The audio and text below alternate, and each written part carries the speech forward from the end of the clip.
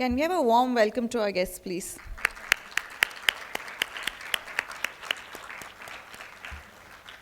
On behalf of our chairperson, Ms. Ritusha, I, Smita Sanghi, Honorary Joint Secretary, Flow Hyderabad Chapter, would like to welcome you to an enlightening session on staying ahead of competition with Ms. NISHA KAUR UBEROI, moderated by Ms. Mehak Gupta.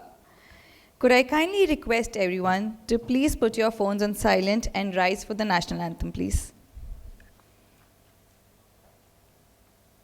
मन अधिनायक जय हे भारत भाग्य विधाता पंजाब सिंध गुजरात मराठा द्राविड उत्कल बंगा विंध्य हिमाचल यमुना गंगा उच्चल जलधि तरंगा तव शुभ नामे जागे तव शुभ आशीष मांगे गाहे तव जय गाथा जन गण मंगलदायक जय हे भारत भाग्य विधाता जय हे जय हे जय हे जय जय जय जय हे To request the floor chairperson, Ms. Ritusha, our guest today, Ms. NISHA KAUR UBEROI, and Ms. Mehak Gupta to come forward for the lighting of the lamp.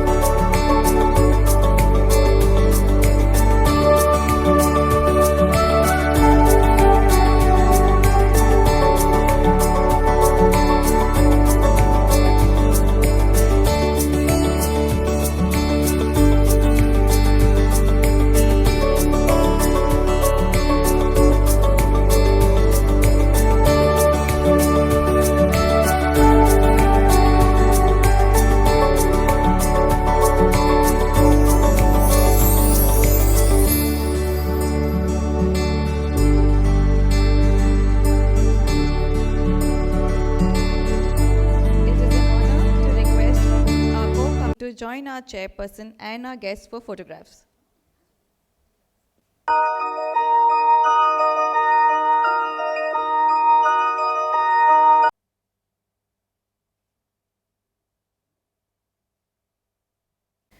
We at Flow Hyderabad Chapter believe in the importance of sustaining her ability. Together, we aim to inspire and nurture the entrepreneurial and professional spirit through networking, education and training, making women more employable and more absorbable in the markets. Let's take a look at the months gone by and the impact that we have created together. Can I have the year video, please?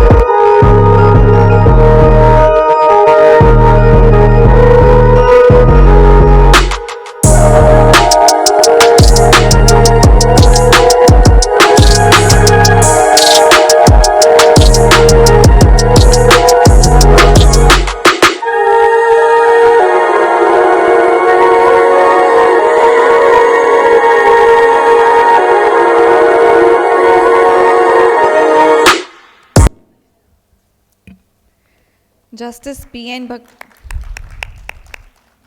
Justice P.N. Bhagwati had said, "Government alone will never be able to do it. It is only the people themselves who must utilize law for the purpose of bringing justice at the doorstep of the large masses of the people of the country." Our session today dives into some pressing legal issues, sharing expertise and fostering a deeper understanding of the law's impact on society with none other than Ms. NISHA KAUR Oberoi and Ms. Mehak Gupta.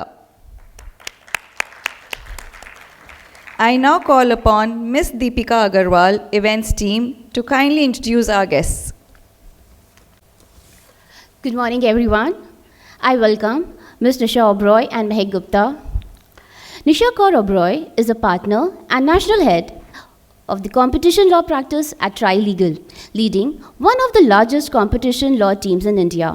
She regularly represents clients before the CCI, NCLAT, High Courts, and Supreme Court of India. NISHA was recognized as Global Deal Maker of the Year at the Global Competition Review Awards 2021 in recognition of her advising on complex M&A transactions aggregating over $100 billions. She also led Tri-Legal to become the first Indian competition law practice to be awarded the coveted Regional Firm of the Year, Asia Pacific, Middle East and Africa at the GCR Awards 2020. NISHA frequently advises on complex merger control cases, including Phase 2 reviews, and has led India's only Phase 2 review where the CCI accepted novel behavioral remedies in Schneider Electric and Temasek acquisition of Larsen & Toubro electric business. She has also advised Process and PayU on PayU's proposed acquisition of BillDesk, which remains the first and only instance of the CCI clearing a notified transaction unconditionally after issuing a show cause notice. NISHA has also obtained an unconditional approval of $20 billion on Idea Vodafone merger in the Phase 1 review period itself. NISHA represents digital economy players, including Apple Inc., Walmart e-commerce platform, subsidiary Flipkart, and has successfully defended Ola Cabs at the Supreme Court in relation to allegation of algorithmic collusion. NISHA is currently leading the defense in the alleged cement cartel case involving India's highest penalty of $1.2 billion, where she is representing the $60 billion Aditya Birla conglomerate. NISHA is internationally recognized as one of India's leading competition lawyers, including being recognized by Chambers, Who's Who Legal Thought Leaders in Competition 2019, Who's Who Legal Competition, IFLA 1000, Asia's Law Leading Lawyers, and Euromoney Women in Business. NISHA also featured in the inaugural of ALB's Asia's 40 Under 40, GCR 100 Women in Antitrust, RSG India Emerging Leaders 2019, as well as a A-list India's Top 100 Lawyers by the Indian Business Law Journal and Indian Corporate Counsel Association. The IBLG Law Firm Awards 2018 recognizes her as the one lawyer you want to have on your team when dealing with a challenging transaction or competition law case. She has one of the best teams of competition lawyers in India. NISHA currently serves as India's non-governmental advisor for the International Competition Network. She is also officer on the IBA Antitrust Committee and is one of the one leadership team of ABA's Antitrust section. Thank you, Ms. NISHA, for being with us. Welcome, Ms. Mehak Gupta. She is an associate partner at Strategy Law Partners and has been associated with the firm since the inception. Mehak is a founding member and has been assisting clients in general corporate and commercial matters, SEBI and RBI advisory, private client practices, and highly contentious litigation matters.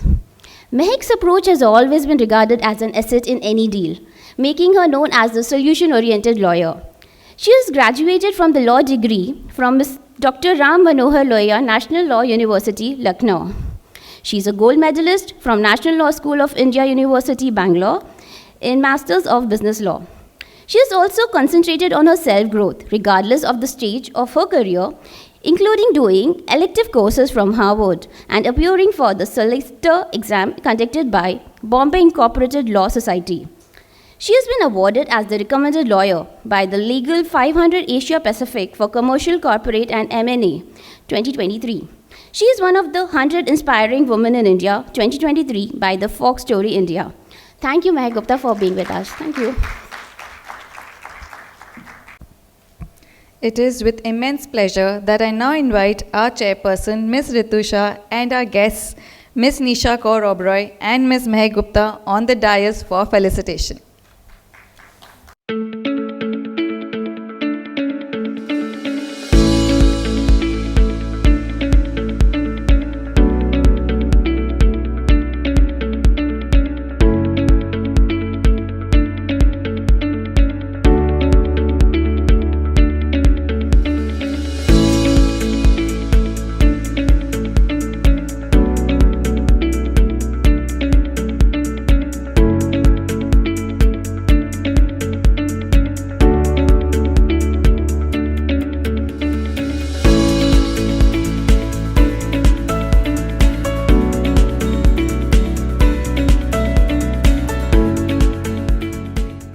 Our chairperson, Ms. Ritusha, to address the gathering. A very happy and a good morning to everyone. Renowned author Anita Desai wisely articulated that wherever you go, whatever you do, you will be changing something, even if it is only in the mind of one who sees you. This change is not only a personal triumph, but a collective victory that breaks barriers and reshapes narratives. It gives me immense pleasure to welcome our esteemed members of FLOW and all our guests in today's event, where we focus on staying ahead of the competition, which will surely resonate with every business leader and entrepreneur. I extend a warm welcome to our esteemed keynote speaker, Ms. NISHA Kaur Oberoi, National Head of the Competition Law Practice at Trilegal. I would also like to extend my gratitude to Ms. Mehak Gupta from Strategic Law Partners, who will be skillfully guiding us through today's session. Ms. Oberoi, with her vast experience, will elucidate the myriad challenges businesses face today, from mergers and acquisitions to anti-competitive practices and regulatory nuances. Understanding these challenges is not just about compliance, but it's about leveraging legal insights to gain a strategic edge. Our moderator, Ms. Mehak Gupta, brings her wealth of knowledge to the table. Her keen understanding of business law will help us draw insights and anecdotes that will enrich our understanding of the topic. Before we delve into this intriguing topic, we have a few announcements. FLOW Hyderabad organized its largest annual retreat to date amidst the breathtaking beauty of Kashmir with a record-breaking 130 members. From the serene Dal Lakes on Shikara to the historic Jama Masjid, our members immersed themselves in the essence of Kashmir, culminating in the historic fashion show A Love Letter to Kashmir with Huma Qureshi and Saqib Salim, celebrating the esteemed fashion designer Varun Behel. The inspiration for the show comes from the Varun Behel's childhood memories of Kashmir and his exploration of the place that was once home to his father. This event made history as it marked the first of its kind in Kashmir after a remarkable gap of 37 years. May we have the Kashmir video, please?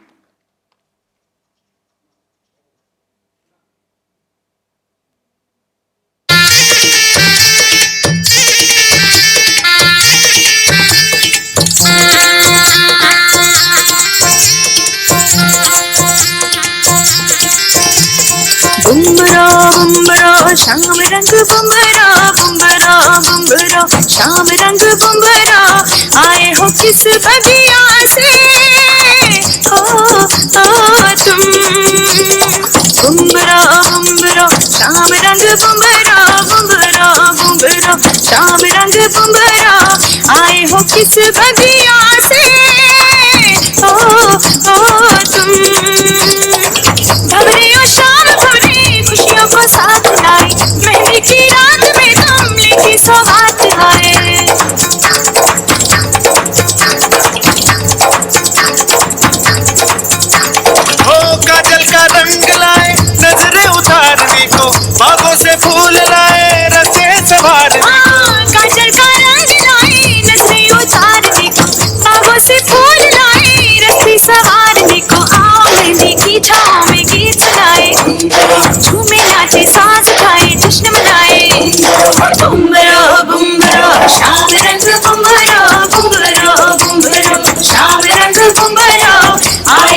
इस बढ़िया से ओ तुम।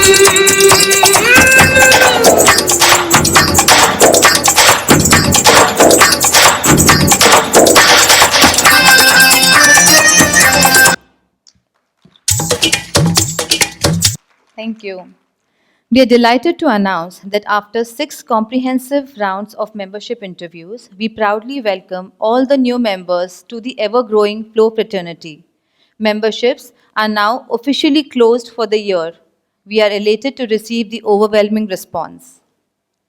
Proud milestone for our Sustain Her Education initiative include a free Tally Pro course which was organized for 50 women at Begumpet Government College in collaboration with Avinash Institute of Commerce as a part of Financial Literacy initiative. We have also started our second round. An emotional healing session was conducted for 100 women led by Leena R. Haldar, an EFT and Heal Your Life coach. An empowering session was conducted on soft skills by our committee member Rashi Agarwal for 85 students at Mehboobiya School. Computer classes for grades 6 to 9 are initiated since almost 2 months and have till now benefited 400 students at Mehboobiya School, Abbots. In a significant stride, our Sustain Her Health initiative has impacted the lives of 13,000 plus girls and women in the past 6 months through the provision of 62 vending machines, 21 incinerators, and distribution of 26,000 plus sanitary pads. We've taken concrete steps to prioritize women's health. We are very proud to partner with TEDx Hyderabad Women on the ground waving theme Two Steps Forward. Brace yourself for an extraordinary event featuring 4 dynamic speakers and 2 sensational performers, promising an exhilarating fusion of ideas and creativity. Get ready to be enthralled, inspired, and empowered as we embark on a transformative journey of thought provoking discussions and awe inspiring performances. So, save your date for 29th October from 2:30 to 6 p.m. because this is an event you wouldn't want to miss. Now, the most recent development that our Union Cabinet Minister for Women and Child Development, Srimati Smriti Irani ji, is gracing our Hyderabad chapter tomorrow at 7 p.m. at Taj Deccan. Come there to just hear it from her mouth itself. As we delve back into our session today, our objective is very clear: understanding and evolving legal landscape, integrating legal insights into business strategy, and empowering each attendee with the knowledge to make informed decisions. Remember, being ahead isn't just about being the best, but the most informed, adapted, and strategic. Thank you so much. Over to you, Mehak and Nisha. Everybody. Sorry for the delay, but we're very happy to see all of you here. In fact, looking at the lovely video of Kashmir is when I decided, and I told Ms. Shah that I want to join Flow Bombay, and that's one of my inspiring sort of travel is what we young generation would want to sort of see. So she said, why not? So thank you for that. Getting into the session, for everybody who does not know who Ms. Nisha is in terms of as a lawyer, as a woman, etc. So Nisha, why don't you tell us how you were growing up? What was Nisha like as a kid? And can you tell us about your journey to becoming one of the leading lawyers in the country? Thanks, Meg. It's fantastic to be here with so many wonderful women and to be able to witness all the good that you all have done in this last year. It's fantastic to be here today to see so many wonderful women and to witness all that you've contributed to society in the last year. So all credit and kudos to you because what you all are doing is very much what lawyers try to do in terms of evolving social and economic change, right? You've clearly made an impact on so many lives. What was I as a kid? Well, my mother would say stubborn, which explains the lawyer. I think all women should be stubborn. With it comes the determination to do what you really want to do without society being able to dictate what is it that you can and can't do. I was one of those good kids, the poster children that most parents would want with the really good grades, right? Very boring. I remember that after I finished my 10th, my dad came with me to different colleges. And at one of these colleges, the principal said, "Oh, why aren't you advising your daughter well? She should be taking science," right? Because this is back then, I'm 44 years old, right? So in my time, it was not really acceptable to do arts as much as science. Science was still what most people were looking at as a career option, and that was the old Indian mindset, right? And my dad was like, my daughter will do whatever she wants to do, right? And I took commerce in my 12th, which was then the base for my law subsequently in life, because I was always interested in business, right? To me, it's a very evolving area, and therefore competition law is basically, and it's a fairly new field in India, right? About 14 years old, so I'm going to, in a snapshot, without boring you, because most people think law is very boring. No, it's very exciting, right? Particularly competition law, because what is it we do? It cuts across every aspect of people's ordinary lives. As consumers, each of us, we basically need three things. You need choice when you buy a product. You need the price points to be fair, right? And you need innovation, because you don't want the same old boring thing again and again. So that is what competition law seeks to protect. It looks at each business differently. You could be in the digital space, it will still regulate you. You've seen the newspapers, Google has been penalized several times by the Competition Commission of India and by every other competition regulator around the globe. You've seen the complaints that happen around Diwali, around Durga Puja, that airline tickets are all going through the roof at the same point of time. When there was that massive spike of onions at one point of time, the government said the Competition Commission should look at the prices of onions. Is there a cartel, right? Are competitors actually talking to each other in fixing prices so that as consumers, all of us suffer, right? So that is one aspect of competition law. The other massive aspect is the M&A side, the corporate side, right? That's the litigation side where we go to courts. But then there is the corporate side. When very large transactions, the Competition Commission has to pay a balancing act, right? As a country today, India is the most attractive destination in the world, particularly after COVID, right? Every other country in the world, the US, Europe, they're looking at a China +1. We're definitely on everybody's +1 list, because our economy is so stable, our government is so stable, our laws don't keep changing to the detriment of a foreign investor. Right? Which for all of you as entrepreneurs creates opportunity, because today India is literally that sunshine state, whether it's manufacturing, whether it's services. We're at the forefront of everything.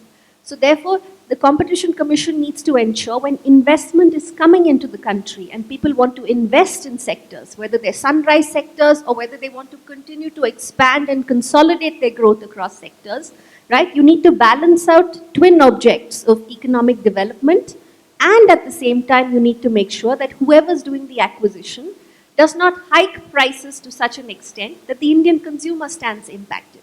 You still need to be able to have good prices, choice, and innovation, right? So that is what the Competition Commission does. In 12 years, they've cleared over 1,000 such mergers, and in 45 of them, they've gone out of their way to protect consumers like us, where they've not allowed that merger in the state in which the business had initially contemplated it. They allowed it with remedies, right? These remedies are such that they still preserve the value of the business. It makes sure that that person who was intending to do this massive acquisition does not abandon the acquisition and say, hey, I don't want to invest in India, right? Whether it's a massive domestic business or whether it's an international business, but it has gone ahead and protected consumers. In certain cases, it has imposed price caps. In certain instances, it has said that these companies who are doing these big acquisitions, they cannot stop certain products. In certain instances, it has said that they need to continue with an R&D spend, right? So that we get better, innovative products, right? We are no longer that third world developing country where people can come and dump stuff, right? What is introduced today in Europe will be introduced in India at the same point of time. And what has changed? The answer is purchasing power, parity, right? and the fact that today India is the top global investment destination. And that is what competition law seeks to continue to refine and entail. In addition, interestingly, right, it's Europe which came about with it, but today the Indian Competition Commission is also looking at it. Environmentally sustainable goals have become a key metric for any competition regulator to approve a business, right? So if you were going to acquire a big business and if they thought there might be competition concerns, but what you're doing will be so pro-environment, they will allow you to go ahead. They will not block your transaction. Similarly, in the US, today we're looking at wage raising. When companies are talking to low across the board, right, so that they don't lose employees to each other, the US Competition Commission is intervening. Similarly, India has the ability to do so. So what competition law does is it creates a level playing field, and I'm a very firm proponent of that, right? I believe that all of us are individuals first, right? We're human beings first, women second, and gender should definitely not be that line of discrimination. Thank you so much. It was very insightful sort of an insight on what competition law is and how it affects us in day-to-day life and why is it important. Next, we would want to sort of know what, as you being in the industry for such a long time, what changes have you seen for women in the corporate world, in the legal fraternity, in courts, as well as law firms and regulators as well? So I went to the National Law School in 1998, right? My batch, and it's a batch of 80 back in the day, now they've doubled the batch size, but my batch had, out of a batch of 80, it had 22 women only, right? Personal disappointment. Since then, and we recruit from colleges across the country, today across all national law schools and all law universities, right? We're seeing 50 to 60% of the candidates are women, right? And that change is tremendous because that change shows mindset of the previous generation, right? Because at the end of the day in India, unlike the US, largely, it's people's parents who fund their higher education. So more parents today are increasingly believing, right, in professional careers for their daughters, which to me is a phenomenal change, and that's been huge. Right? Again, when I was in law school and when I graduated in our world. Yes, absolutely. Like, as you well know, right? Yes. There would have been 2 women lawyers we could have named. 2, right? Which is so disappointing. But today you see a lot more women. Are there enough women? The answer is honestly no. Right? There's still fewer women in courts. We're seeing more women in corporate law firms. That gender ratio is improving, but most law firms today at the top, right, in terms of partnership, are about 25% women only, right? So those metrics can still significantly improve. And here I'm going to do a plug for Meg's firm because I just met her this morning and she was telling me that in her firm, the gender diversity is such, right? That they are more than 65% women, right? And that's the new law firm set up in COVID times. And that is the way forward, frankly, right? But what is, again, increasingly great is with clients, we're seeing a lot more women in decision-making power, right? So that is changing in the corporate world. We are also seeing in the regulators, the US competition regulator, the European competition regulator, the Indian competition regulator, and the Australian competition regulator today are all women. And like I said, competition law single-handedly shapes economic development and business policy. So even if the top decision makers are all male in companies, today the final decisions of whether they can make certain investments or not, whether they should be investigated for anti-competitive practices or not, are all led by very strong women bureaucrats. And that is a massive change again, because that's a policy change. Governments have appointed these women, and these women are not token representation, right? They've reached there by merit. It must have been a lot tougher in their times, because today all of them are in their 50s and 60s, and they must have had a much tougher journey, because back in the day, it wasn't politically correct to be so equitable and equal, right? So all credit again to them. Just to add on to that, because we're talking about women being in power, One, do you think having a larger representation of women on our cabinet leads to pro-women policies? And to add on to that, if you can sort of share a few key government initiatives that were taken by women. So 11 of our 77 cabinet ministers today are women, only 11.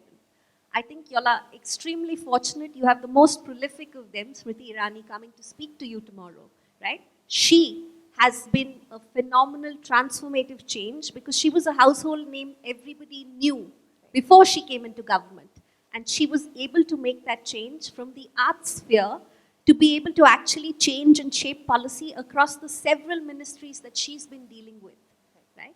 And she will inspire generations of women, I'm hoping, to be able to come into government and to be able to make those changes. This government in particular has been very, very good in its pro-women policies, right? A few of the pro-women policies which work across the board. One clearly is the Women's Reservation Bill, right? I must admit, right, when I was younger, I did not look at reservation as being a plus because I always thought, what the hell, right? All of us are struggling and working really hard, and then people will just term us as having got here because we're the token candidate.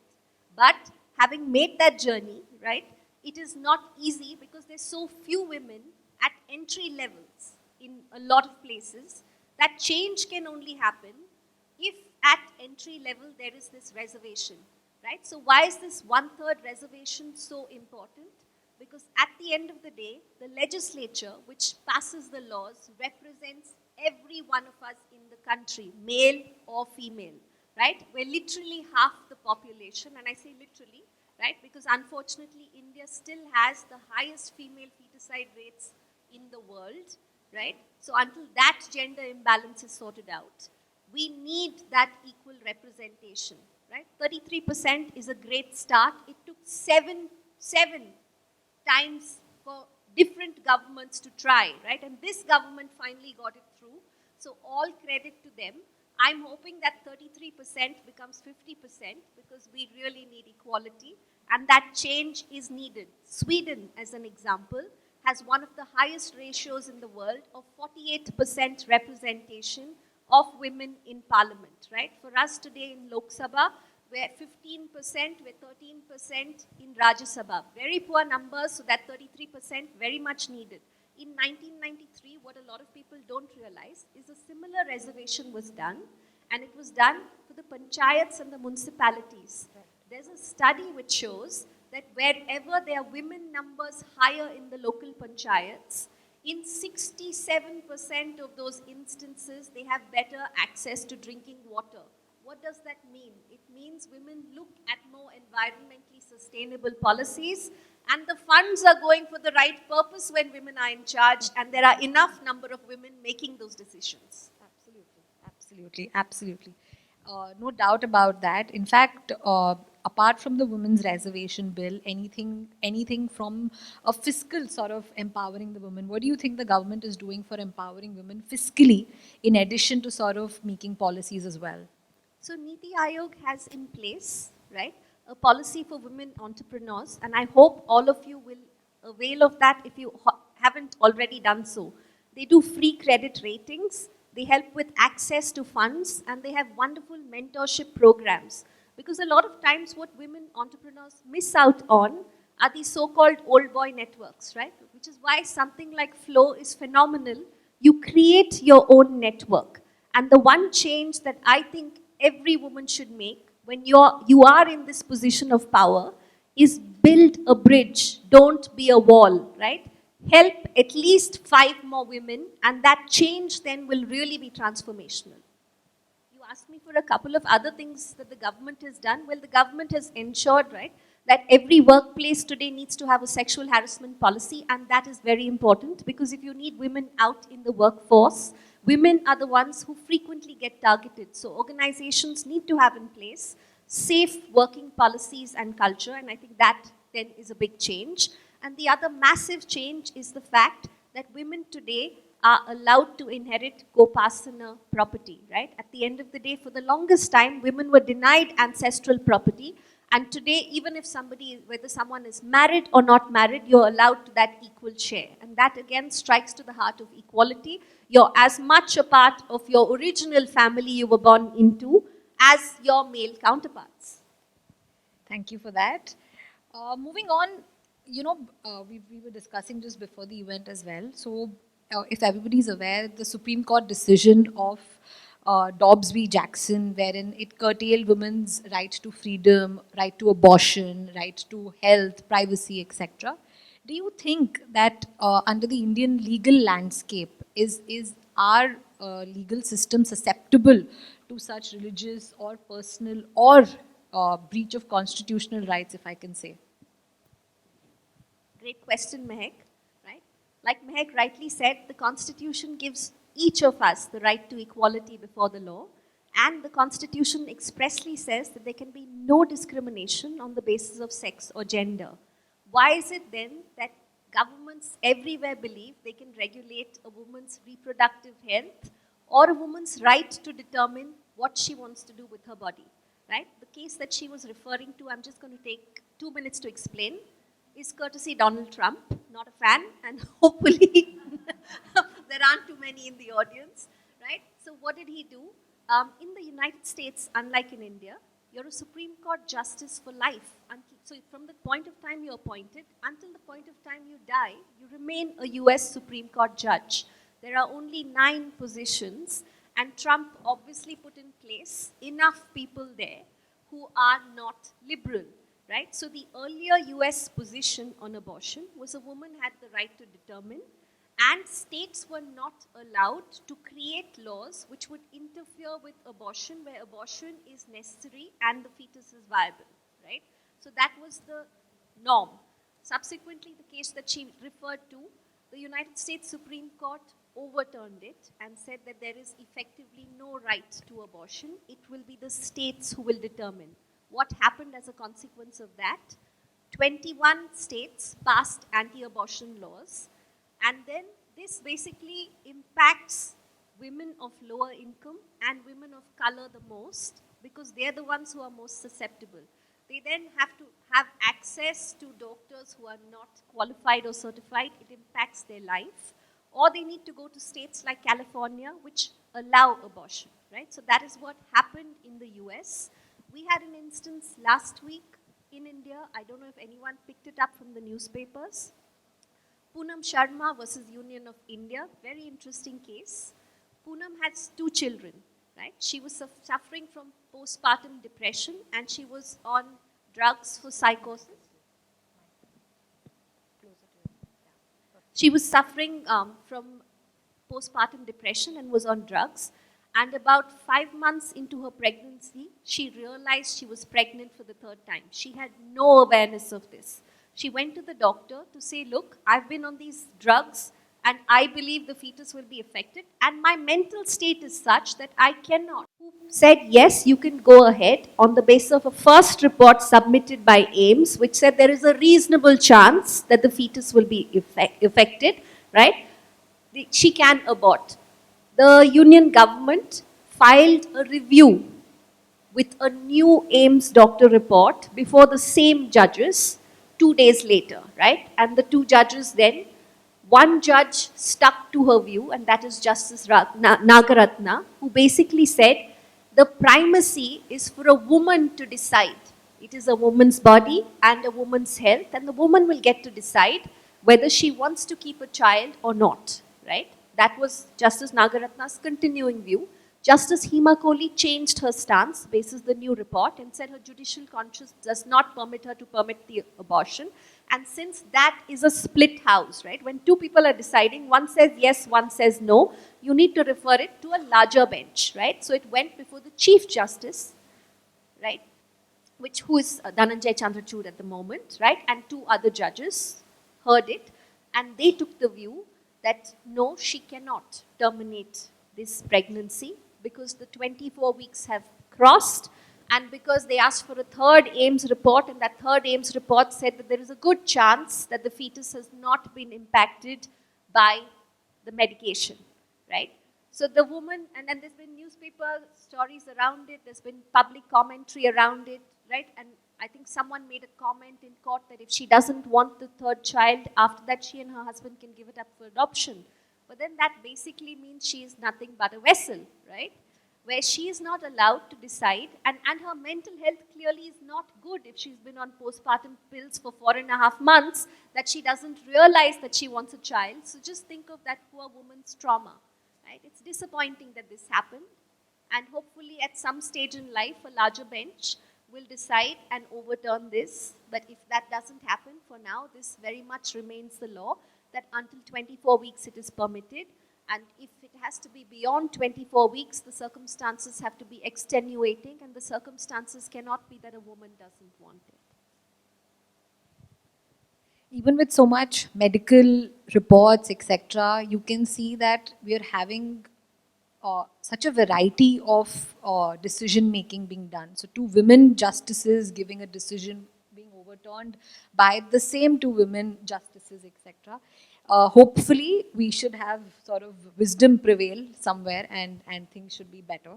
Moving on, so the new data privacy bill, the act that has now come into the picture, why don't you enlighten the audience here about how it's going to impact their day-to-day life, because that's something that is sort of used every day. When you sort of open your phone and say that you want to accept things, you have to just sort of click and say I agree to things. You don't have an option to move ahead, right, on your phone, etc. So those are things that now are going to change. Or what is the change that is being brought about by the new act?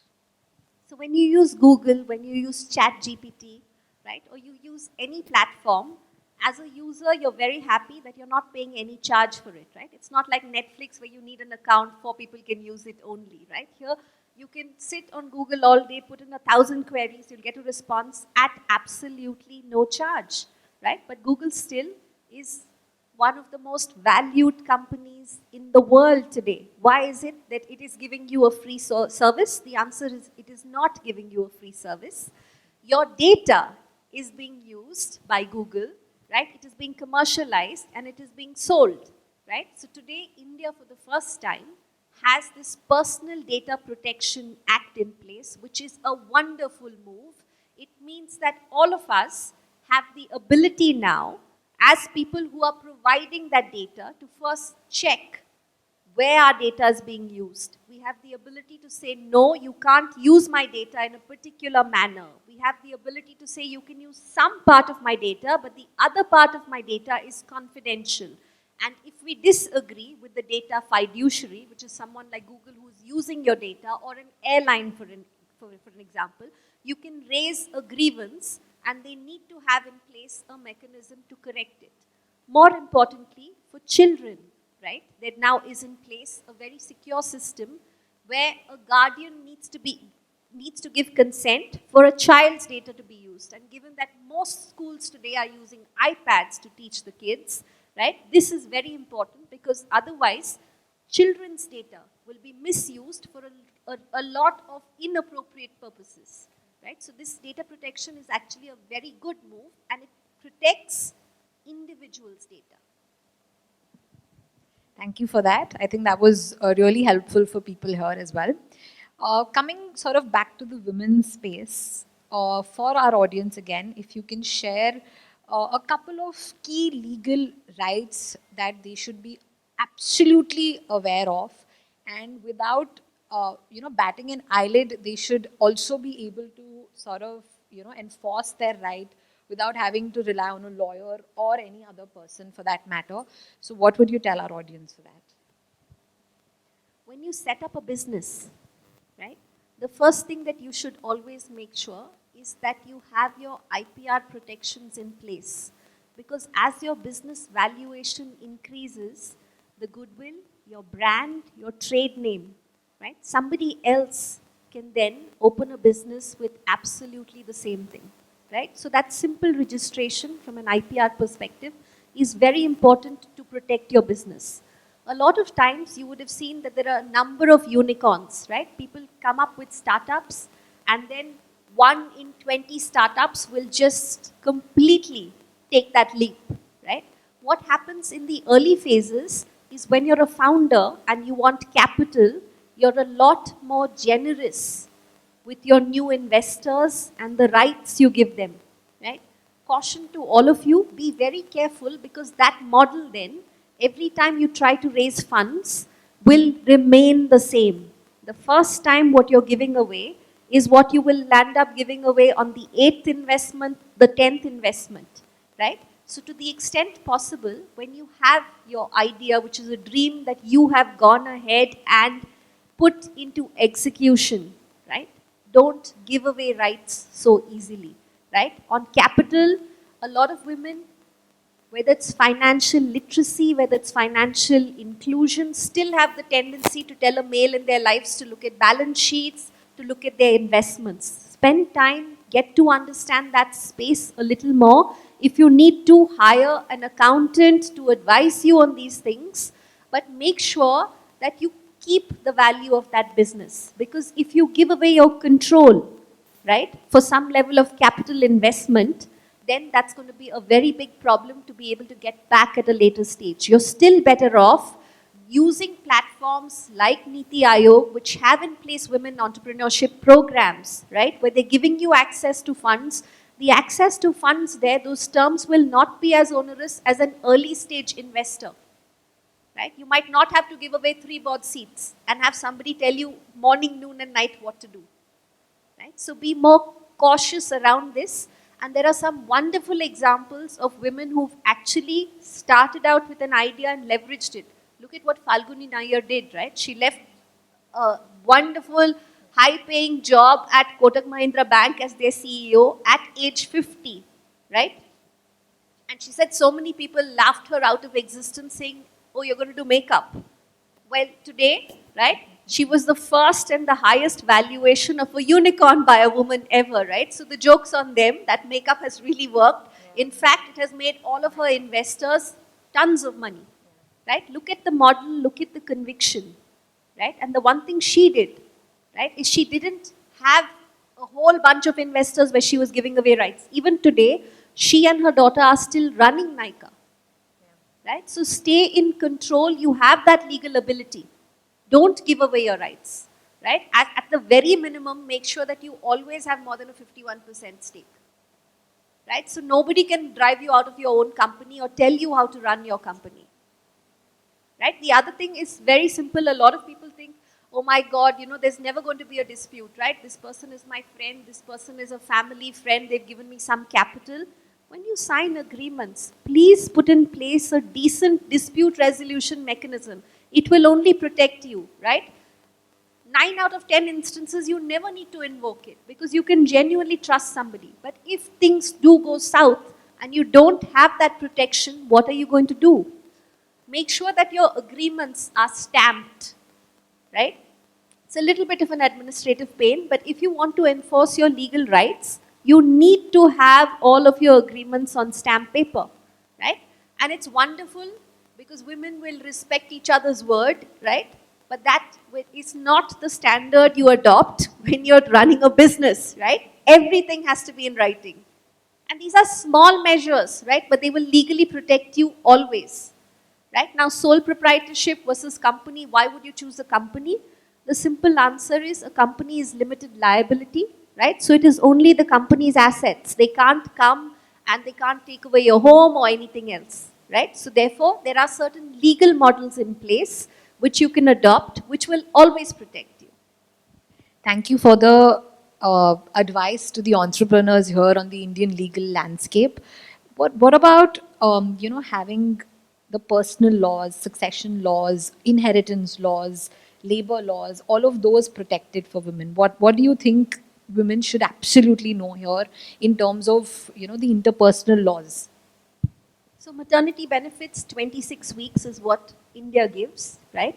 The government has mentioned that it would like to enhance this ceiling, and even this 26-week enhancement has been by this government itself, right? My personal view on this is we should do what Sweden has done. Sweden gives 240 days to women and 240 days to the male parent, right? Because then, of that 240 which the male can take, right? 132 can be transferred to the woman. But it's still a minimum 3 months which the male has to take, because A, it is also the male's child, and B, all of you would have read that for the first time, a woman solo, right, and she's 77 years old, so all credit to her, Claudia Goldin, received the Nobel Prize for what, right? The gender pay gap parity, right? So there is a massive difference between what men and women are paid for the same job. That difference gets worse as people get older, and these are findings, right? And that difference is the most impacted when women have children, right? And that's because women need to step out of the workforce at that point of time. There aren't enough childcare policies, right? Like Korea has a beautiful policy where the Korean government effectively subsidizes what are known as japas in India, who will come and help the new mother for a 2 to 4 week period at home and will do all chores, will look after the baby and handle everything in the house from cooking to cleaning, right? These facilities are not available here. And if we have a system where the men at least get 3 to 6 months of paid paternity leave, right, then that will always be a level playing field when it comes to how organizations treat promotion, because they're not going to hold the man back just because he's on paternity, and therefore then they cannot hold the woman back, right? So that will be the real change if the government can bring in place proper paternity so that there is a level playing field where both the man and the woman can go back into the workplace at the same level. Thank you for that.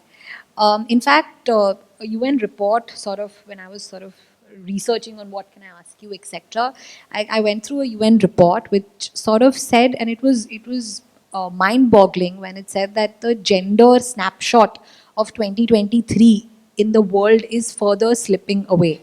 Not only are we not able to fulfill our sustainable development goals of the UN, we are also not able to meet the gender equality, the parity that you're talking about. What are your thoughts on that? So out of 146 countries, we were 131 on that gender parity scale, which is a very poor result, right? We moved up a few spaces to 127, but given that we're leading the world on several other parameters, we can do much, much better here, right? The women in the workforce currently is about 33% in India, right? There is a beautiful McKinsey global study which says by 2025, if women have equal opportunity in the workplace in India, right? That's 2 more years. Then the GDP to India would increase by $770 billion, right? And that is how stark the difference is. And it shows you, right, that to the rupee, women are definitely not being paid the same as their male counterparts, right? We have an Equal Remuneration Wages Act, but that is not really a success, right? And I'd like to take a moment to tell you about somebody I consider my idol. She passed away, right? There was this judge at the US Supreme Court who you all would have heard of. She's known as the notorious RBG. There's a beautiful documentary on her life on Netflix. Please do watch it, right? She came of Russian Jewish parents. Her mother was basically a clerk in Brooklyn, but wanted her to study, right? So against all odds, she made it to the US Supreme Court, and her way of changing the very conservative thought process, first as a lawyer and then as a judge, is she actually focused on all of the cases where a male was being discriminated, because she couldn't change mindset at the start saying women need to be treated better. So what she did before judges when she was a practicing lawyer was to show why is the man not being treated similarly like the woman, right? To give you 2 examples. The first one was where a widower came to her and he was her client and he said, my wife was in the military and she passed away in childbirth. I now need to be a stay-at-home dad, but I'm not able to get the benefits, right? A wife gets the benefits when her husband passes away, but the same is not true for the husband when the wife passes away, because back in the day, and this was in the 1970s, the assumption was women don't make enough money for their husband to benefit, right? And that, oh, women are barely in the workplace and child giving is definitely not a man's job, right? So she went and argued for equal opportunity for this man and she was successful. She then used this instance for 2 other cases where she basically went and said the Virginia Military Academy is an all-male academy. They've opened a separate academy for women, which is not as rigorous, right? Because they believe women are not as physically and mentally strong as men. And this discrimination has to stop, because what happens is these women who are in this second-class institution are not getting the same opportunities as the guys. And a large part of this opportunity is actually these old boys' closed networks, right? It gladdens my heart to see something like Flow, because now we have our own networks. And Ruth Bader Ginsburg was successful in changing this. The other change that she got was there was an all-women's nursing college, right? And she got the judges then, when she was a practicing lawyer, to allow males to become nurses, because nursing is associated with care, and care with only women, and empathy. And these are gender stereotypes, right? So she helped break and deconstruct all of these stereotypes over her lifetime. And it was always her cause to do two things. One, when you want to be an instrument of change, right? Sometimes the way to go at it is not all guns blazing, right? Look at her strategy. She first got the males included, and then she got the women included as equality, because then she ultimately, when she was sitting on the bench, got the Supreme Court to agree, right, that discrimination until then was only a race item in the US. She said gender also is a part of constitutional protection, and gender discrimination also needs to be looked at. While she was in the bench, she very categorically got one massive change, which was equal pay. There was a case in which she was, as a justice, not successful. She wrote a dissent, right? Because all of her other male counterparts wrote against it. What was it? There was this woman called Lily Ledbetter, right? Who, when she found out she was being paid lesser than the males in Goodyear tires, went and filed a case and said, I'm doing the same work as my male counterparts. Why am I not being paid the same? What did the Supreme Court do? They said, you need to file this within 180 days, right? And you've come after 180 days, we will not allow it. Okay? And they dismissed it. What did Ruth do? Ruth was on the bench at that point of time. She wrote a dissenting opinion. She said, I dissent. And she's known for this. She used to have these really cool collars, which she used to wear every time she was dissenting from her male colleagues, right? So she said, I dissent. These 180 days, the other judges are calculating from the point of time of this woman joining the organization. It should be from the time she got to know that there is a discrimination, because if she knew that there was going to be a discrimination when she joined, she wouldn't have joined the organization, right? And she said, the fault lies with the legislature. It is now for the Senate to legislate. And she said this in open forum. It became a public movement, and the first bill that Obama signed, which became law when he became president, was the Lilly Ledbetter Equal Pay Act.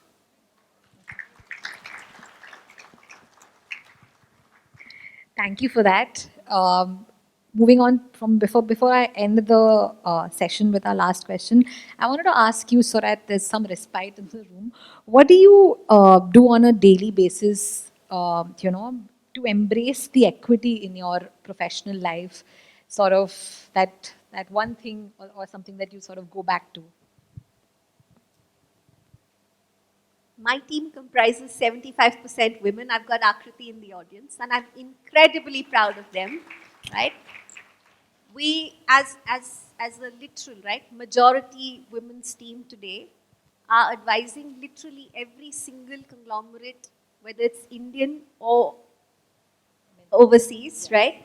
Right from Apple to Aditya Birla to Flipkart to the Government of Investment Corporation of Singapore, right? So to us, at the end of the day, this glass ceiling, which we've all seen because we've gone through law school, we've gone through it in our early careers. I've had people, when I used to give advice as a very young lawyer, look over my shoulder as in where that advice is coming from, right? Like, where's your boss? No, speak to me, right? So that change for us is very important, and I think the way to bring about that change, one is opportunity, and two, more than opportunity, is sometimes to call out bad behavior. Very often, and you will see this across your daily lives, it is the men who will speak up a lot more. There's nothing wrong with that. But sometimes you need to make that difference and call on the woman and make sure that she has a voice and that she's heard, right? And that people are not talking over her or taking her point and repeating it and then taking credit for that, right? So all of these forms of behavior have to change. I was the first woman partner at Trilegal in Bombay, and this was in 2017, right? And since then, now we're at the partnership level, 25% women. So our ratio has improved. I'm hoping in my lifetime here in this firm, we will be at least 50%, right? I hope that too. One last question from my side. In your opinion, so the women here, what are the most pressing issues, obstacles that you think that women continue to face today in a legal space, and how should they be addressed? I think it still remains equality, right? Sometimes people just do lip service to equality. That real equality is not really there, whether it is opportunity, whether it's promotion, whether it's equal pay, right? Or even equal attribution of credit, right? That is missing to a large extent. There's this really nice study which I came across, which I told you about, right? Today, literally, so much is happening in the artificial intelligence space, right? When you want to look up somebody, what do? You go to Wikipedia, right? There is only 19% of all wiki entries are women, right? So that universe of 81% is focused on the males. What does that mean? That basically women of influence are missing from the data input sets. So when you go into an artificial intelligence algorithm, right, and you ask ChatGPT, and there's been a little study done around this for advertising. Today in the advertising space, 67% are women. But if you do a search on ChatGPT and you say who are the top 5 influencers in advertising, they give you 4 male and 1 woman. If you ask for the top 1, they give you 1 male. Why?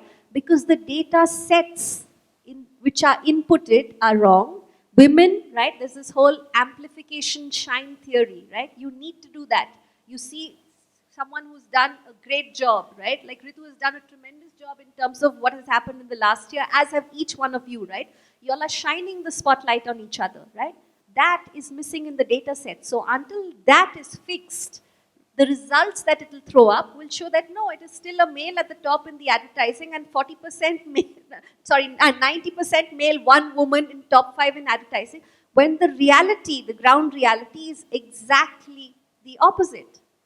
Right? So this needs to be fixed. When you can, do promote 1 woman or many women. Right? That will make the difference, because sometimes we keep expecting that somebody else will champion our cause. Right? There is no one else. Always assume there is no one else. There is you, and it is your job to champion somebody else's cause. That will empower you, and that will empower a whole lot of other people as well. Absolutely. Thank you. Can move on to the questions from the audience. Thank you, Ms. Nisha and Ms. Mehak, for sharing this enlightening session. We now open the session to the audience for a few questions.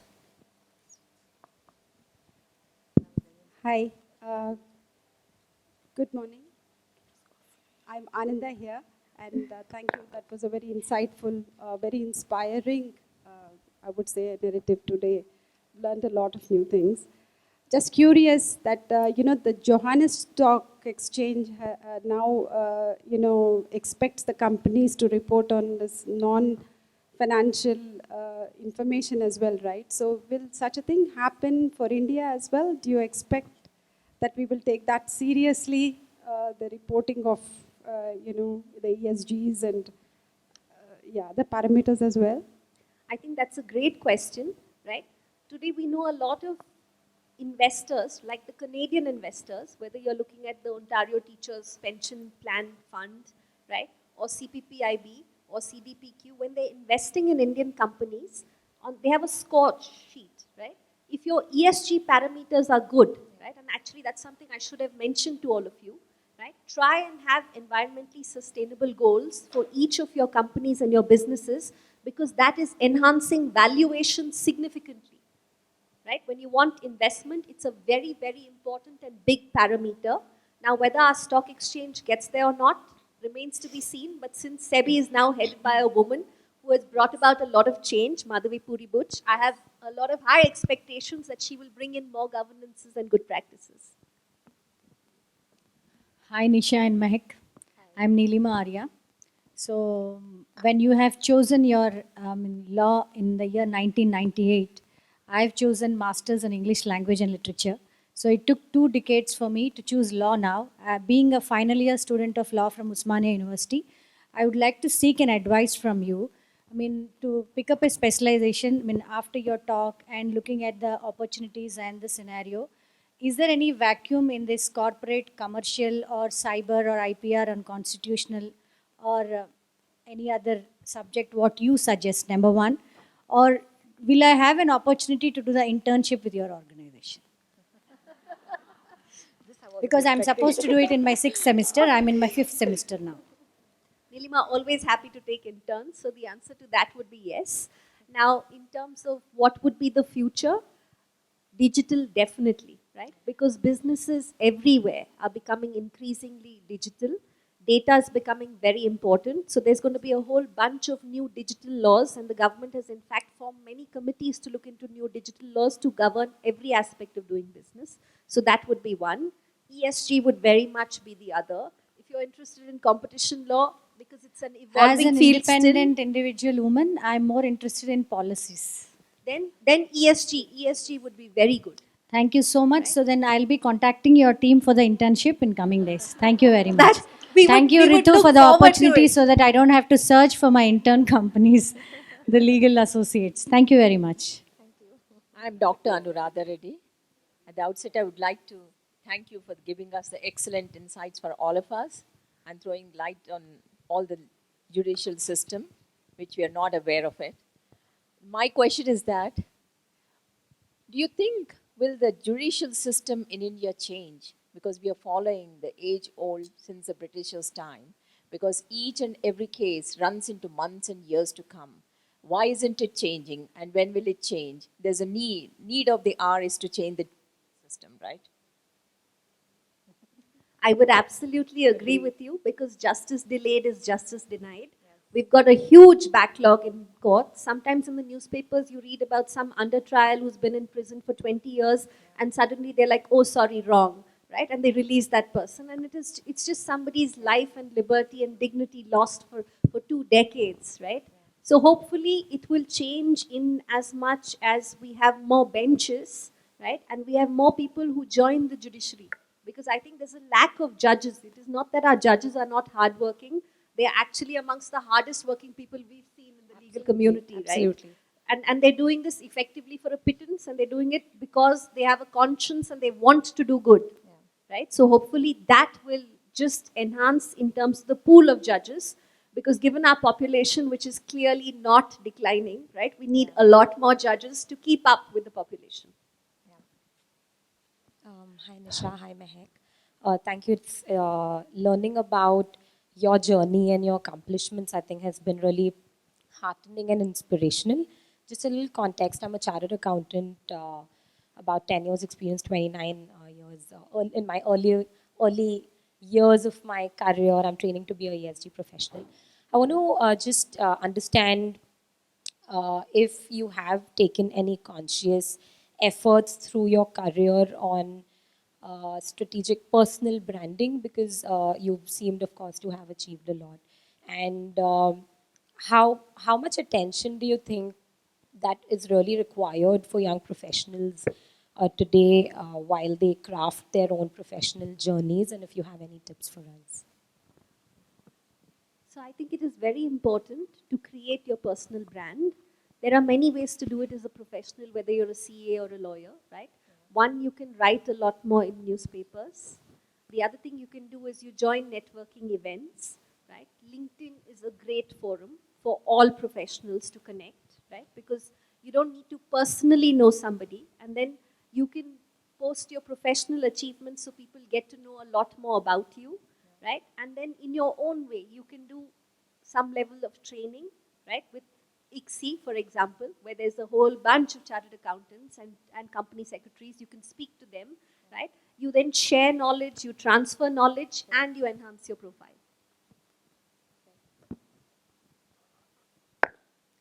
Yeah, hi Nisha here. This is Gayatri.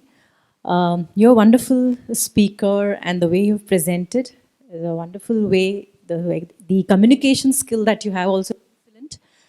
I just wanted to ask you, what is this Deal Maker of the Year award that you got in 2021? What does the Deal Maker mean? And also, you could highlight something about the alumni for the relationships, which are the divorces, which is different in US and different in India. Thanks, Gayatri. Um, a lot of people think public speaking is a skill, right? And this is a personal story which I wasn't aware about until my mom told me. Apparently, until I was 3, I didn't talk to anyone. If someone asked me a question, I would just do this, but I would only talk to her, right? So I was like, didn't you think I have developmental issues? And she's like, no, you would communicate with me. For the longest time, I used to actually fear public speaking, right? But now, over the years, it's just something which happens naturally. So there are times that we all have to push ourselves and our boundaries. And one way to get over that, right, even for this, I did some level of reading and then I jot down what it is that I want to say, because my way of remembering is to write it. But then after that, I don't really need to look at it, right, because then it stays in memory. So you know how you want to say something, right? So a lot of times in life, none of us are born knowing things or doing things, right? We all need to work at it, and people usually just turn up and you think that, oh, this is how they are, but not really, right? There's a lot which happens behind the scenes, as all of us know, right? In terms of the Global Deal Maker Award, basically the Global Competition Review is an organization which ranks competition lawyers globally, and every year we give them the work that we've done, right? And then globally they vote on it, and it's the competition community, the regulators and clients, right? So that particular year I had just done a couple of challenging M&A transactions, including one which I tried to explain, where we managed to balance both the economic development aspects, but there were remedies, but the remedies were such that they were acceptable to the client and they could still address the competition concerns, right? So on that basis, then I became the first Indian who got that, and hopefully in times to come, there will be a lot more of us.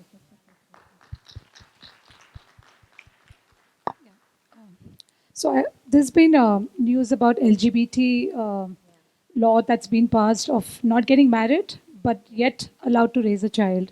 So what's your take on this? I mean, it's all in the papers and the news, and it's an exciting, it's exciting topic for people who are totally non-biased towards the LGBT community. So I think there are so many children in this country today who need a home, right? And if somebody is willing to give them that compassion, those values, that education and a better life, whether it's male, female, 2 males, 2 females, or 1 male and 1 female, right? It shouldn't matter. It's an issue of humanity, and I think it's a wonderful move, right? So I think the Supreme Court has done well in that it is an initial first step to say that yes, they can go ahead and they can adopt children, right? And the reason the Supreme Court said no to same-sex marriages is because currently the way the older acts, right, and that's what the doctor was referring to, right, does not give the Supreme Court the space, right, because a court can only interpret, they cannot legislate. That is the Parliament's job, right? So the Supreme Court has said, you, the Parliament, needs to consider whether socio-economic cultural change has happened enough in this country for you now to amend and update the laws. Once that happens, if Parliament chooses to update the laws, then the Supreme Court will enforce it. In the meantime, what has the Supreme Court done? And I thought, while this adoption thing is great, 2 other directives which the Chief Justice has specified is he's told the police stations, stop calling the LGBT community and harassing them just because they're different, right? So that's a good one. And the second one is he's asked the government to create safe spaces for these people and not force them back to their parental homes, right? Because sometimes parents don't understand, right? So just leave people to be who they are, right? He's given people dignity, and I think that is very important. So it's a wonderful move by the Supreme Court.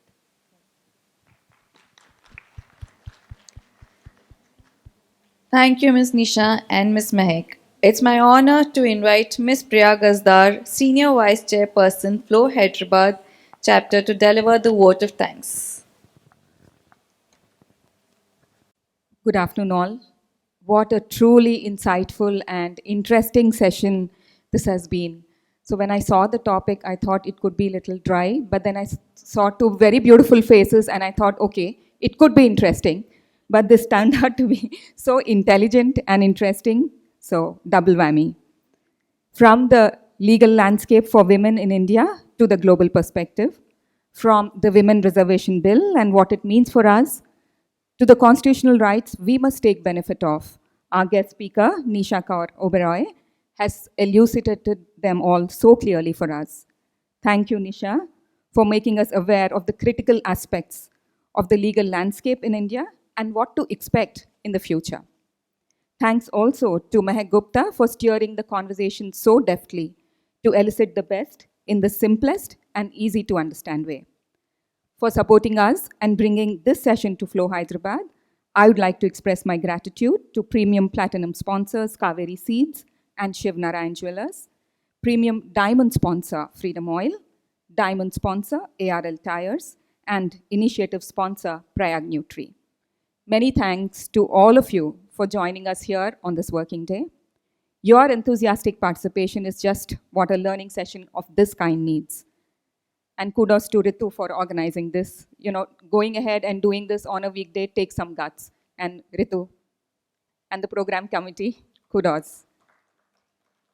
And kudos to the event and working committees too for their flawless execution. And now, high tea on the other side. Lunch on the other side.